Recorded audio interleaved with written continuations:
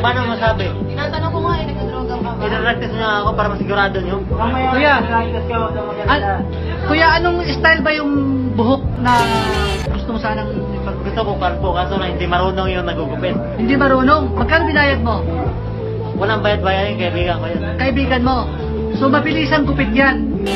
Paano mo nasabi mabilisan? Kasi ayan o, di ba? Nakatulog na nga ako sa sobrang tagal, paano mo nasabi mabilisan? Uka-uka eh, galit ka ba?